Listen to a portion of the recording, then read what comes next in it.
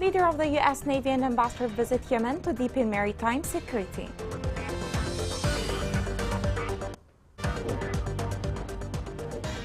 The United Nations says it has fallen short of aid pledges in recent donors' conference.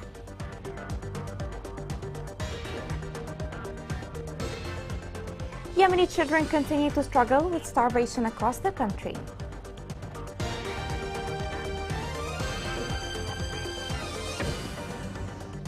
Welcome to Yemen Today TV. This is the English news with me, Roshan Fouad. The U.S. ambassador to Yemen accompanied the U.S. Navy's top commander in the Middle East during a visit to Yemen. March 2nd, which included meetings with leaders from the Yemen Coast Guard and local government officials. This report has more details. On March 2nd, the U.S. ambassador to Yemen visited the country together with the U.S. Navy's senior Middle Eastern commander, who had discussions with Yemen Coast Guard officers and local government representatives. Vice Admiral Brad Cooper, head of the U.S. Naval Forces Central Command, as well as the U.S. Fifth Fleet and the Combined Maritime Forces, met with top Yemeni Coast Guard and government leaders at Al Ghaida, a provincial capital city in southern Yemen. The leaders talked about regional maritime security measures as well as potential prospects to expand bilateral and multilateral naval cooperation. Yemen became the 30th member of the Combined Maritime Forces, which now has 38 member countries and partners. The organization is the world's biggest naval cooperation, consisting of 4 joint task groups that operate in Middle Eastern waterways.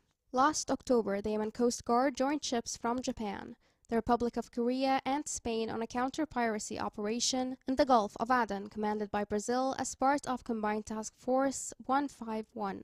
Since 2021, the United States and its partners have intercepted 15,000 illicit weapons illegally transported to Yemen. The supply, sale, or transfer of weapons to the Houthis in Yemen, whether direct or indirect, breaches UN Security Council Resolution 2216 and international law. The leaders also addressed the establishment of a new small boat operations school for Yemeni Coast Guard officers in order to increase partner compatibility. In the next months, regional partners will enable the training at Combined Maritime Forces headquarters in Bahrain. Combined Maritime Forces member countries undertake professional exchanges on a regular basis to increase partner capacity and cooperation. The collaboration contributes to maritime security and stability across almost 3.2 million square miles of international waterways, including some of the world's busiest trade corridors.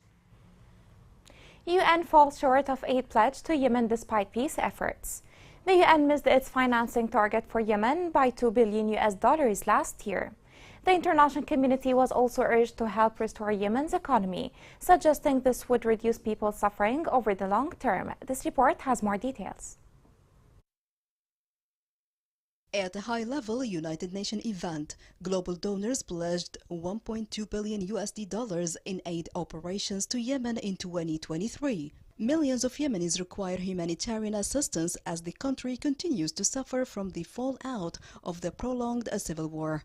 According to sources, the United Nations had received 31 commitments during the conference in Geneva. The amount pledged remains well below the organization's target of $4.3 billion.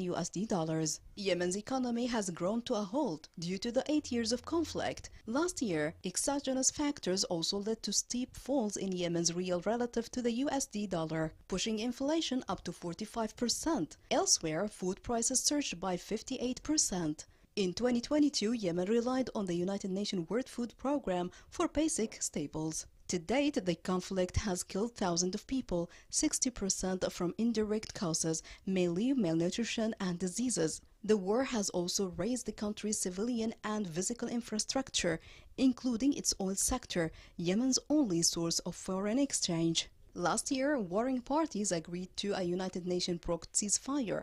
Though it expired in October, the 6-month truce led to a reduction in casualties. It also enabled commercial traffic to flow through the port of Hodeidah, increasing the supply of goods and aid into the country. A slight improvement in food security at the end of last year meant 2 million fewer Yemenis suffered from acute hunger. The United Nations Secretary General Antonio Guterres said Yemen continued to rely on foreign aid.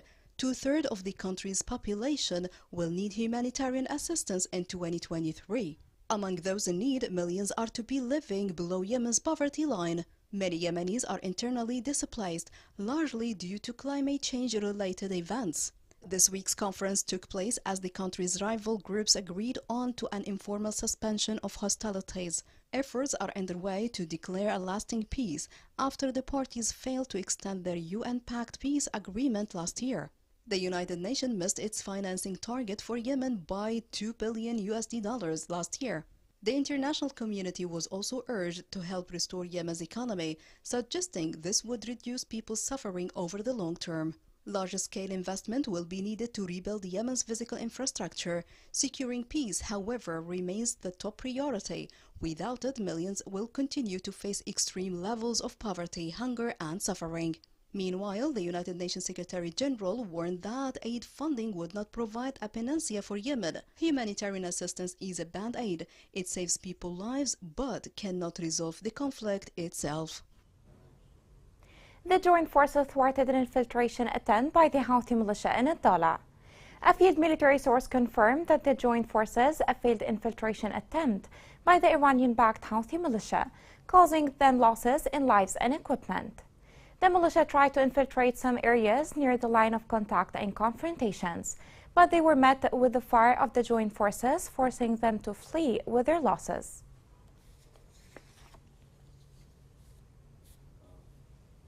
The Houthi militia launched a missile strike targeting residential villages in the south of Ma'rib. Local sources said that the missile launched by the Houthi militia fell near the residents' homes in Harib. Simultaneously, the Houthi militia launched a similar bombardment targeting residential areas north of Wadi Harib, which is populated with residents.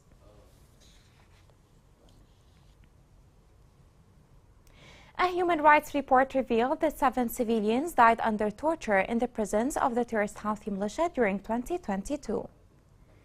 The Irada organization said that 7 civilian abductees died due to torture, and various torture crimes were documented for 120 detainees. The report stated that 108 reports of kidnappings and enforced disappearances of civilians from homes, workplaces, checkpoints, and military ambushes. Children in Yemen suffer from severe malnutrition with barely any access to medical services. This report has more details. Yemen is the worst humanitarian crisis in the world, according to the UN. It presently has the highest degree of hunger in the world. Doctors in Yemen stated that millions of children suffer from acute malnutrition, up to 95% in some places. More than two-thirds of Yemen's population, approximately 21.6 million people, rely on humanitarian aid to survive. In addition, about 2.2 million children across Yemen suffer from acute malnutrition. Also, 1.3 million pregnant or breastfeeding women also suffer from this problem. More and more children are going to bed with an empty stomach. This increases the risk of physical and cognitive impairment and even death. Parents often find it difficult to bring their children to facilities for treatment because they simply cannot afford transportation while their children are receiving assistance. The United Nations Children's Fund revealed the scale of the disasters suffered by millions of children in Yemen. According to UNICEF, the living situation in Yemen is catastrophic, noting that two-thirds of the population needs urgent humanitarian assistance. Furthermore, nearly 70% of Yemen's children are among those affected, stressing that more than 2 million children in Yemen suffer from chronic malnutrition. This year, a startling 21.6 million people will need humanitarian aid in some capacity, with 80% of the population already having difficulty in getting access to food, clean water, and adequate medical care. Many countries around the world suffer from the problem of malnutrition, but poor nations like Yemen struggle to have proper medical treatment to recover from this serious health problem. Yemen, the worst famine the world has seen in 100 years. Right now, over 8 million people are facing starvation. Since the beginning of the war, 85,000 children have died due to the lack of food. We cannot allow this to continue. The Yemeni people can't wait. Coming next.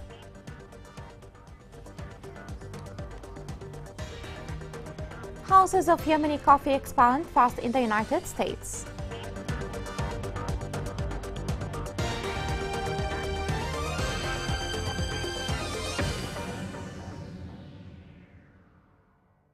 So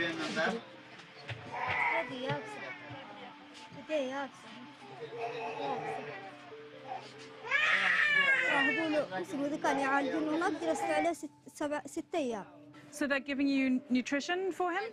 قالوا لي سلمي له ما عنده ديله تاتو بطاك الاسبوع يبون 15 ودحين تركه مدري هي يهبون له مدري لا يا صعبون علينا بعض الحين بنحصلوا له حتى 10 ريال والله معانا قال له حقه من نشتري. And what's the problem with his hands? What happened? ياكلها بس ينالوا لما يسيل دم. Oh my gosh, it's red raw. Why is he eating his fingers? ياكلها بنفسه كذا يمسكها وياكلها لما يسيل دم. بعض الحين مراها لقدي يسيل دم من هنا من سنانه حتى ينكع مضله. ما احس الحين معه ولا قال ما هسوي. الحين ما راهن جاع هم بهن. Welcome back. On the day of Yemeni coffee, the coffee shop is expanding in Berkeley. To introduce the culture of Yemen to the world, the following report has more details. On the heels of launching 2 successful locations in Suma and Auckland, a Bay Area Yemeni coffee house chain has announced plans to expand to Berkeley. The 3rd location of Dilla Coffee House will open on the north side of UC Berkeley's campus by June. This announcement came with the occasion of the Yemeni Coffee Day, as Yemenis used to celebrate it each year. The Yemeni people have known coffee since the first decade of the 14th century, and its popularity increased during the 18th and 19th centuries, making Yemen a destination for coffee merchants from all over the world, so it became popular in all markets and all languages sang about it. The announcement from Dilla Coffee's founder Omar Jihemi comes only weeks after he unveiled his 2nd location in Auckland at the beginning of February. Specializing in cinnamon Yemeni lattes and shay, Jihemi's team also bakes fresh baklava, rose milk cake, and cheesy kunafa. For this 3rd location, Jihemi said that he chose the commercial corridor along Avenue, which is steps away from UC Berkeley University, in the hopes of attracting students. Following the blueprint he laid out at his first 2 cafes, Jihemi said that the Berkeley Coffee House will offer the same traditional Arabic seating, with low couches and armchairs, in addition to a bar which will serve coffee and tea. Jihemi said also he hopes to transfer the space into a live music venue and host regular performances. Dilla Coffee is poised to be one of the only places in Berkeley to order a Yemeni breakfast, and certainly the only such place in the neighborhood. Jihemi said the new Berkeley location won't be his final expansion, and he hopes to eventually operate Dilla Coffee locations in all corners of the Bay Area. In Hodeidah, the community consultation workshop was concluded in Hais District as part of the project to enhance community safety. The workshop, which was attended by the community and some of the relevant institutions and executive offices, aims to introduce the dangers of healthy mines and work to combat them, which were planted in populated areas and schools and health units, and now threaten the lives of thousands of civilians. هذه الورشة بدعم من اليوندبي كما هو معروف. This workshop is funded by the UNDP, and as it is known, the Directorate of Hais is full of mines. The Houthi militia has planted these landmines everywhere. Such workshops reflect a real image of the resident conditions. We aim to dismantle all landmines through this workshop. الدورة هذه هي الآن بتخرج بمخرجات جيدة تمثل أهمية جيدة للناس في عملية الديان والرصد الحالات المتضررة من هذه الألغام. This workshop is monitoring the cases who are exposed to landmine explosions. The workshop aims to start the process of treating them and providing them with wheelchairs. The Yemeni delegation is participating in the reconstruction program and met with the Japanese Deputy Foreign Minister, where the Deputy Minister of Planning and International Cooperation reviewed the economic and development challenges that Yemen is going through. He said that participation in the course will contribute effectively to qualifying administrative leaders and provide opportunities to learn about Japanese experiences in reconstruction work. The Saudi Program for the Development and Reconstruction of Yemen represented 30 ambulances to hospitals and medical centers. The support includes the implementation of training programs in the first aid field in Yemen and the provision of technical and advisory support in the field of health campaigns. The Minister of Public Works and Roads inaugurated El Habeline Ring Road project in Lahj Governorate. They were also briefed along with the Secretary General of the local council in Lahj and a number of stakeholders in the Ministry of Works. They listened to an explanation from those in charge of implementing the project about the stages and works of implementing the 8-kilometer project.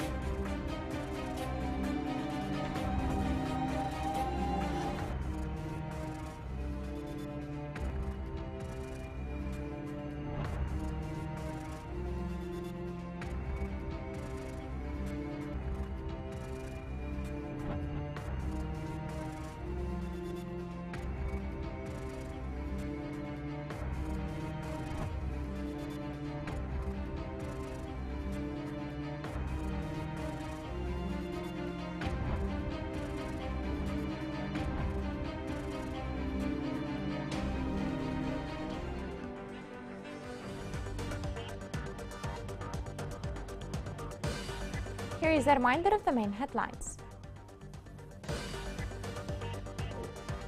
Leader of the U.S. Navy and ambassador visit to Yemen to deepen maritime security.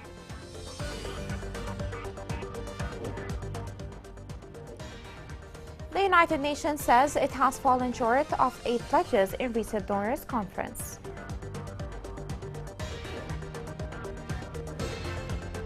Yemeni children continue to struggle with starvation across the country.